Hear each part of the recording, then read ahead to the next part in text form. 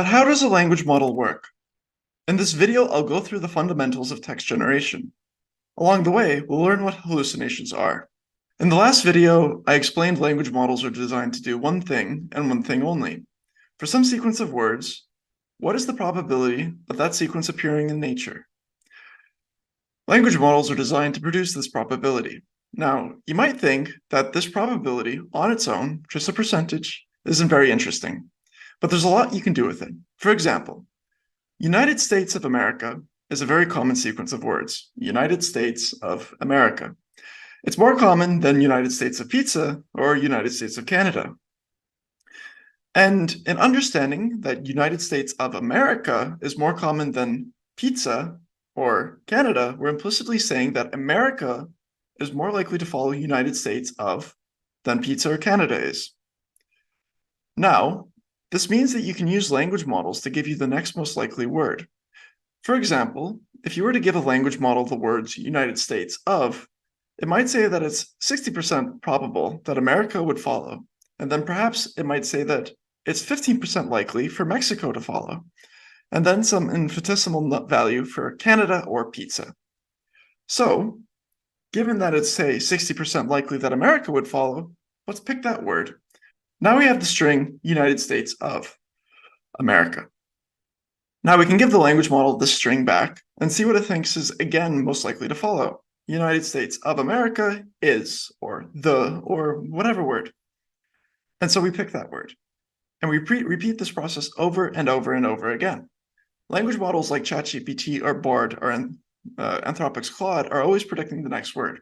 We just ask them what word is likely to follow so quickly it looks like the model is writing. When you ask ChatGPT a question, you'll find that it produces word by word by word by word. This is because we're continually giving a language model that string of text that ChatGPT has already produced. We give it to ChatGPT, it produces the next word, and we repeat and repeat and repeat.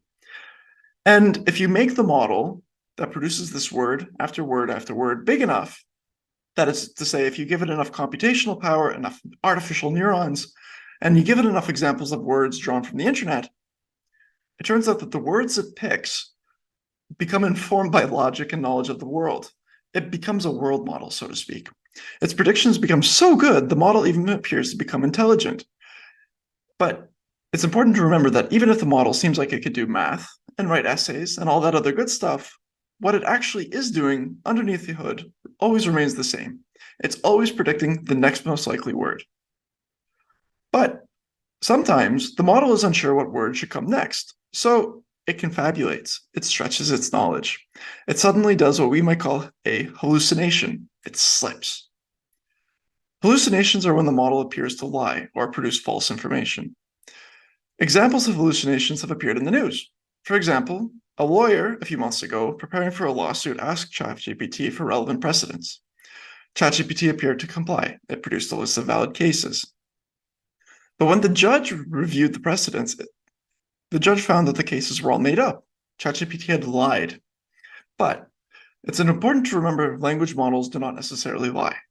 It's important to remember they are not conscious. It does not have intention. The model is only ever trying to realistically continue the sequence you give it. So hallucinations are not malicious.